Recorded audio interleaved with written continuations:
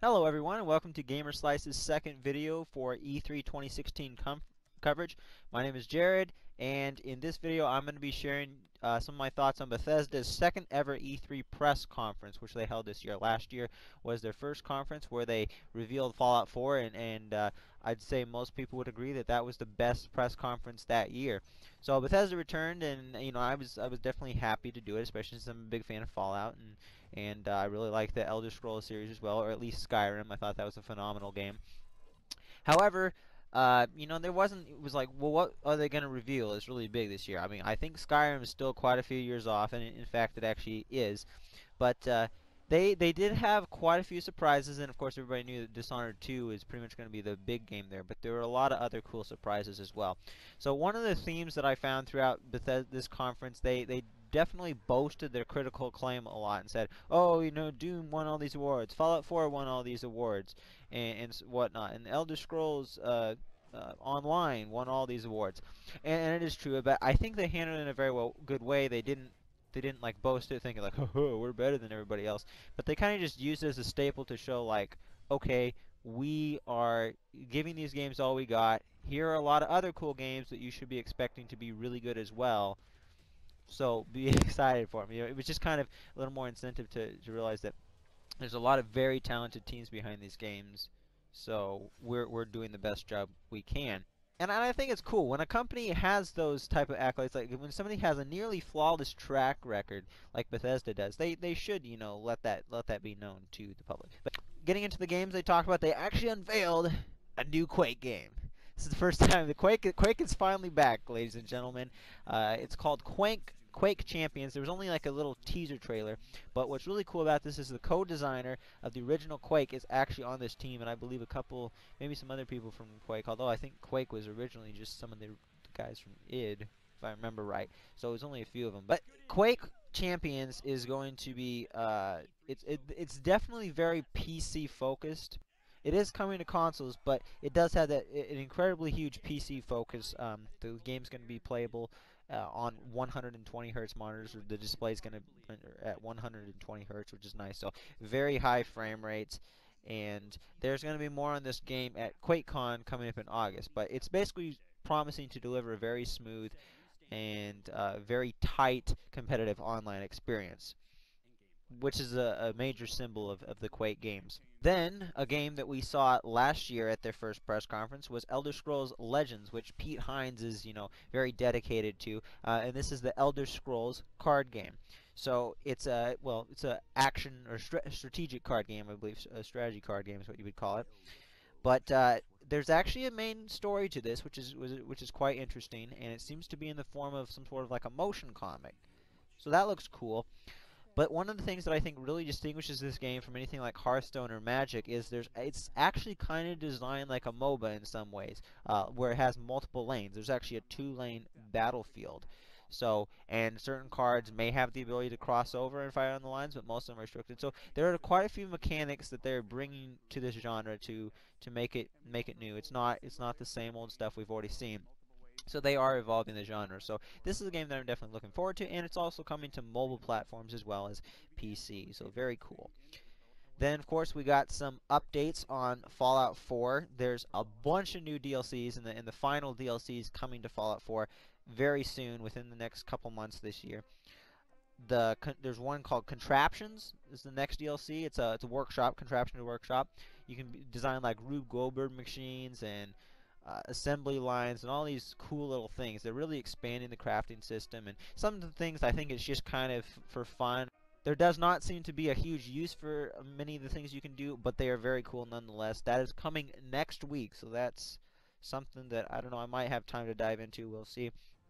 Next up in July of this year, we have the Vault Tech DLC. This is really cool because you can actually build your own vault and customize it, and to top everything off, you can actually be an authentic Vault Tech scientist, shall we say, and you can actually run experiments on your vault dwellers. So very cool. So you can basically create your own vault and make its own lore.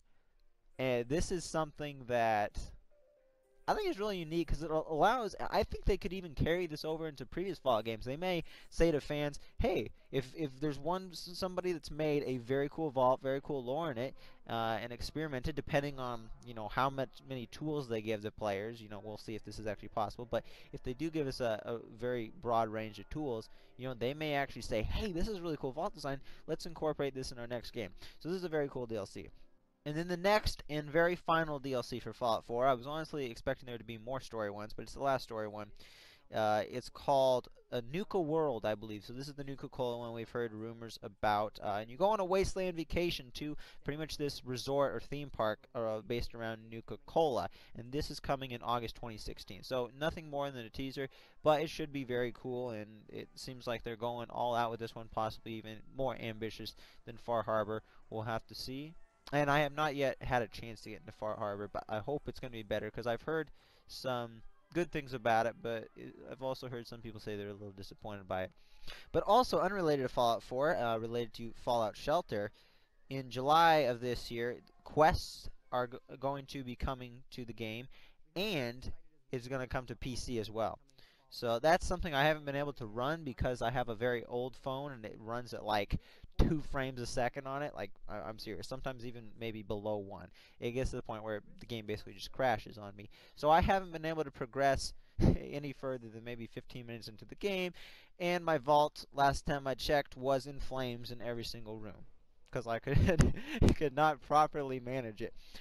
But since it's coming to the PC, I might check it out there, or when I get a new phone, I might decide to play Fallout Shelter, because it's something I haven't really been able to experience for myself. Now, yes, the rumors were true. Skyrim Remastered is being made, and it is actually coming out this year on October 28th, and it will even support console mods, just like Fallout 4. So I'm assuming Fallout 4's console mods will come sometime around, officially they'll come out sometime a little bit before this, and this remaster is going to have that. But very cool. A lot of people were requesting it.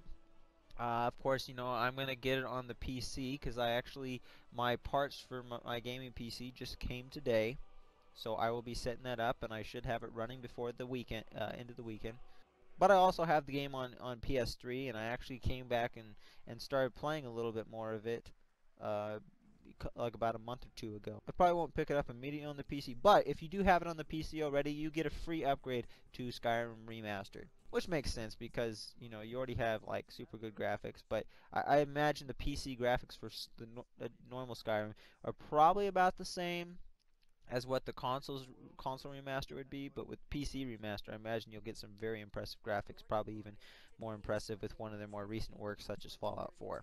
Now, Arcane also had something new to show off, and I expected it to be Dishonored, but no, it was actually a teaser for a new IP, or what many of us, including myself, thought was a new IP at first, but in fact it is not. It is actually Prey. So, Prey is back, not Prey 2, and from what I can tell, maybe not exactly a reboot, but I suppose it is. But the basis of the game, you're going to be on a space station, pretty much like what I believe the original Prey was, and you have to basically survive. So it's kind of got a little bit of that survival horror aspect in it as well. But it's coming out next year sometime to all platforms, and there will also be more of this game at QuakeCon as well as Quake Champions. And we got some updates on Doom. Snap map is being expanded. There's more options and whatnot. And there's also 2 new modes coming to the game fairly shortly. Exodus, which is a single capture the flag mode, and Sector, which is a capture and hold mode. And there will also be 3 new free-for-all modes coming, as well as the traditional free-for-all. Well, the traditional free-for-all is included in those 3. And then next month, there's going to be some single-player DLCs. I don't know if it's the only DLC for the game, but some single-player DLCs as well. And as of the night of their conference, I'm recording this a bit later, but as of Sunday night, you are able to, until the end of this week, maybe till the end of this week and probably next Sunday, you will be able to download the Doom demo. If you have not already experienced Doom and you would like to, there's a Doom demo that goes to the first chapter. I've already played it. Chapter's pretty cool, but it's... I feel like if you played the multiplayer and watched other people play through some of the campaign, you pretty much already got a good feel for what it is. Now, of course, we also got some ESO news, Elder Scrolls Online, for those of you who don't know.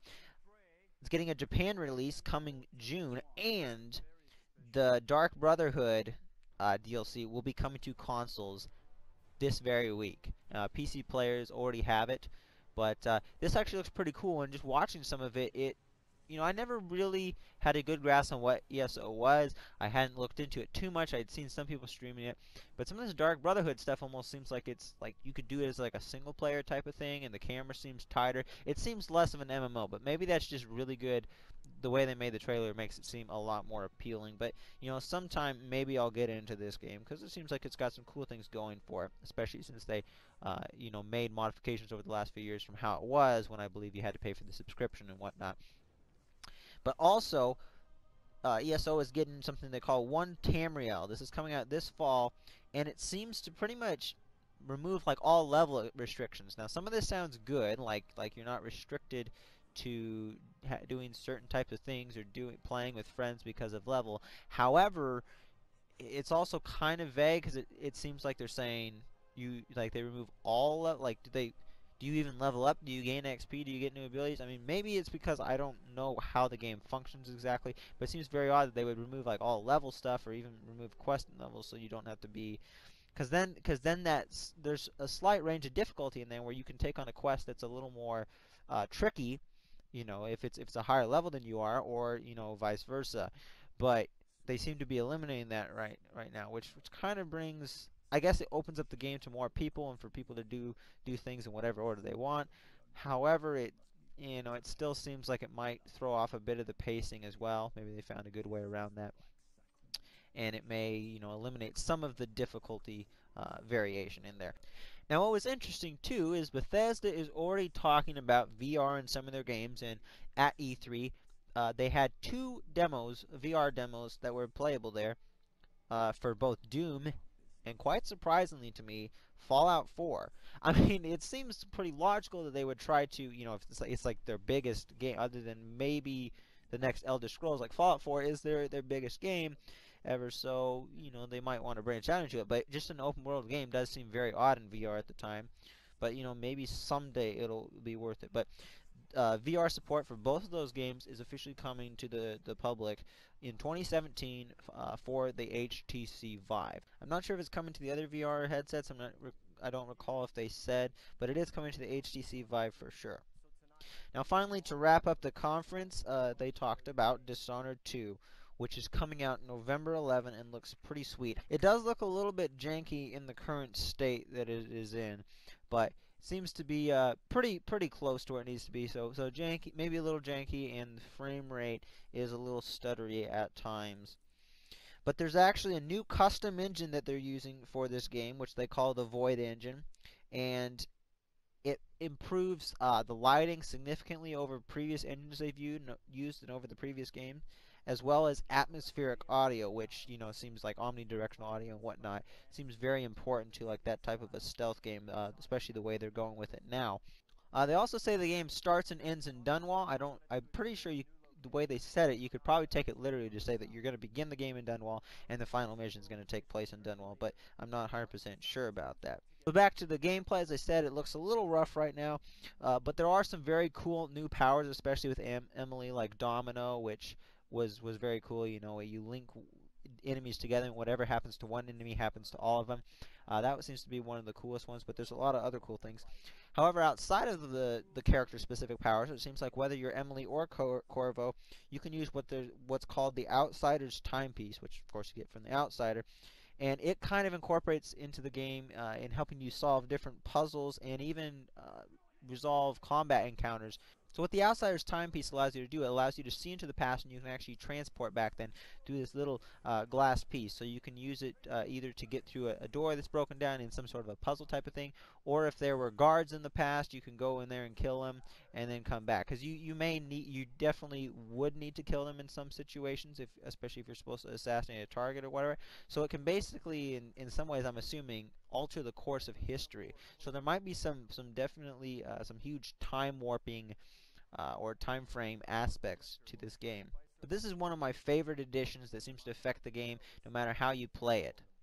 There's also a collector's edition for Dishonored 2, which I actually managed to secure for myself. If you would like to do that, I would suggest you go to Amazon. It's probably sold out by now. But anyways, that wraps up this review or recap of Bethesda's E3 press conference 2016. I think they did a pretty good job, although towards the end when Dishonored 2 came on, some of the presentation, I believe the guy who presented, he presented last year as well, and he's probably not the best public speaker, but I think he still did a pretty good job. However, overall the conference kind of slowed down towards the end. Like, yes, we were seeing Dishonored 2, but it did seem to move a little slow. And overall, I don't think it was quite good as last year's was, but it was still very good and definitely better than EA's so far. So if I had to grade this final press conference, I would probably give them an A minus. They did pretty good, but not the best. We'll see. They could still win E3 this year. Who knows? But my bet so far is that maybe Sony will, do really good. Microsoft has the potential to do really good as well, but Sony also has a very good track record at these conferences, except for the one when the PlayStation 3 launched, if you've ever seen that. But other than that, Sony has a pretty good track record, so I'm guessing that it's going to be between Sony and Bethesda. But anyways, that wraps it up for this video. Thank you guys so much for watching. Make sure to check out the other E3 videos coming out on the channel within the next couple days, and we hope to see you in the next video.